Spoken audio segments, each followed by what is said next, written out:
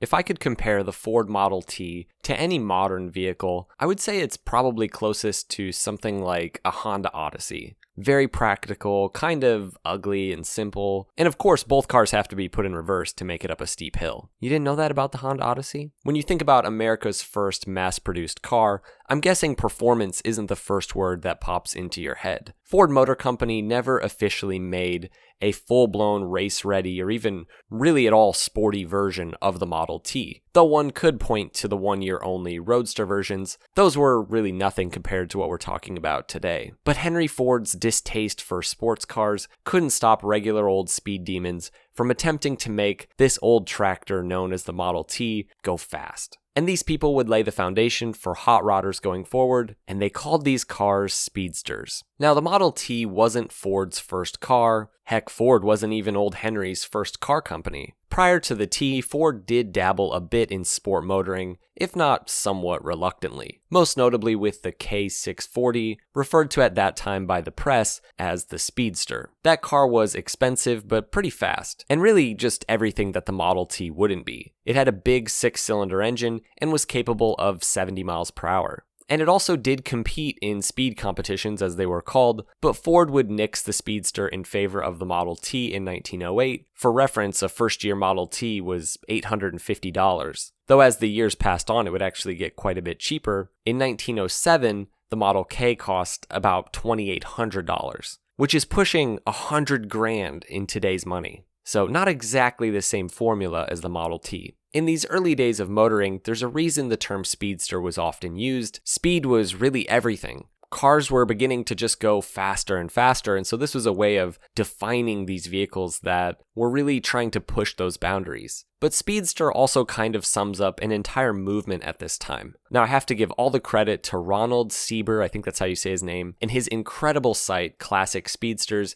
If you guys want to learn anything about this topic of early American speedsters, check out his amazing blog, or even more convenient, you can check out his book, which I'll link below. His research, as well as that of people like Larry Sigworth and Mark Theobald on the speedster movement, is nothing short of phenomenal, and this is an area that just doesn't get talked about a whole lot. Sieber details what is essentially America's first sports cars in this movement. Though we think of Europe as really the birthplace of racing for both 2- and 4-wheeled machines, in a different way, the same kind of thing was happening here in America. There was a desire for performance and speed and competition. People were longing to see what these crazy new machines were capable of in the first few decades of American motoring. The speedster concept was born in many ways in the garages of regular tinkering Americans, though many of the most notable speedsters did come directly from manufacturers. Often speedsters were just regular cars like the Model T, just heavily customized by really brilliant individuals and ultimately companies that would specialize in this idea of making regular old cars really race cars. Insofar as performance would help out the everyman in his everyman car, that is the Model T, Henry Ford was fine with it, but anything extra or unnecessary, anything that would make the car less reliable or usable for average Americans who just needed to get around, he just wasn't interested in that. And of course, this is a big reason why the Model T would go on to become one of the best-selling cars of all time and really lay the foundation for American automotive manufacturing going forward. His commitment to that simple vision really did pay off. But those same ideals didn't always translate for Model T owners, who often found themselves wanting something more out of their car. In large part, this desire came from the budding new sport of racing. And for the first few decades in America, motorcycle and car racing was often quite local. Though cash prizes could be won at these dirt races that were usually held at county fairs, glory was much more of a motivating factor. Those interested in racing in these early days were rarely upper class. Usually it was young motorists whose only option was to take a Model T that was laying around and try to make something entirely different out of it. Though not typically thought of as having racing potential, the incredibly basic structure of the Model T actually made it perfect for home mechanics to go crazy, from fine engine and suspension tuning to full-blown custom bodies. Hobbyists were unknowingly creating the foundations of what would become the entire custom and hot rodding scene in America. Whatever worked in weekend racing was kept, and what didn't was ditched. And usually these cars were worked on in yards and in garages and under trees. This was truly a time of experimentation, and people really weren't afraid to try wacky stuff with their cars to make them more powerful or more aerodynamic. Out of this grassroots movement, companies were born with the specific goal of providing aftermarket parts for those wishing to soup up their Model T, one of the first being Morton and Brett. And again, all credit goes to Ronald Sieber and his amazing site for compiling not just all the information, but also all of these incredible pictures. He talks about how Morton and Brett specialized in providing affordable sporting bodies and other parts for both the road and the track. A full kitted out Morton and Brett Model T was really unrecognizable, transforming the clunky old Model T into a baby Grand Prix machine. But it was so much more than looks. Mechanically speaking, these early kits could also double a Model T's top speed with everything from custom heads to racing wheels. Early companies like Paco would focus primarily on streamlined bodies for production Model T's. Many companies would patent their own unique designs, one of the sleekest being that of a company called Bub Body Corporation. Over time, it was discovered that it wasn't just budding racers who wanted these tricked out Model T's. Everyday people, and especially rich folks, loved the idea of taking their regular old Model T and for, $100 or so, turning it into something very much like what Grand Prix racers had, at least in looks. Bub would even make fully covered bodies, like the Sport Cab, for the more practical enthusiasts. Countless companies sprouted up selling all sorts of different speedster bodies for Model T owners, but sadly the Depression would bankrupt most of these early companies. Though Henry Ford would never sign off on a full-blown production Model T sports car, he did create a simple option for production that really helped make all of this possible, and in this sense he actually was kind of supportive of the speedster movement. In response to all these Model Ts being chopped up and having their bodies replaced, Ford started selling heavily discounted bodiless Model Ts. Basically, they were just regular Model Ts with just the chassis and the working parts, but no body, so that those wishing to customize their cars and create, some sort of race car, they would have a much simpler and better starting point. Now, the sense you get as you peruse these old ads for Model T speedster bodies that could be purchased for quite cheap is that actual performance and racing wasn't really the point for most of these companies, especially by the end. Towards the latter part of this movement of customizing Model Ts, these were essentially fashion statements. And they were really a far cry from the original intent when Model Ts were again being raced locally and even winning. And the reason is quite simple. As racing grew in America, more and more manufacturers were making production race cars that, quite simply, left any version of a Model T in their literal dust. And so, slowly but surely, this movement died, and as Ford moved on to making other kinds of cars, the idea of customizing a Model T just kind of didn't make a lot of sense anymore. Now, the question of whether Ford as a company could have made a compelling, successful speedster at this time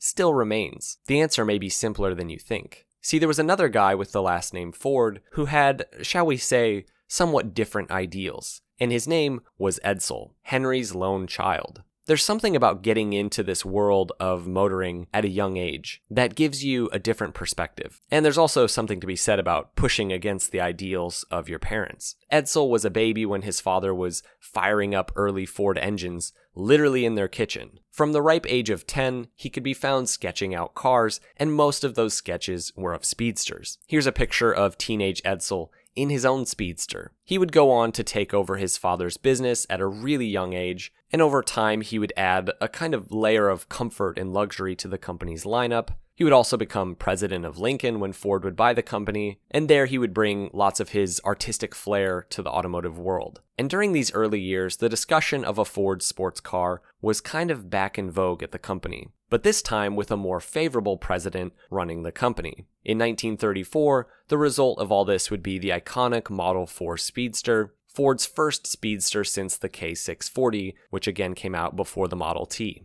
This car was very much inspired by all of the companies and people turning Model Ts into sports cars, and it had a very European flair. It kind of looked like, something MG would have made. It truly was nothing like any Ford before it. It was aerodynamic, it was lightweight, and most of all, it repped a powerful V8 engine. This car would take the speedster formula kind of in a new direction, one that would arguably have a huge influence on the coming hot rod scene just as much as those early speedsters did. Ronald Sieber speculates that the entire Model T speedster movement came about in part as a reaction to Henry Ford's stubborn opposition to sports cars. Often this is how the market goes. A company or all the companies refuse to make something that a large group of people want, so those people just start transforming what they have into what they want. And then companies pop up providing a simpler and more reliable way to do just that, and then finally, the manufacturer relents and brings those things to production.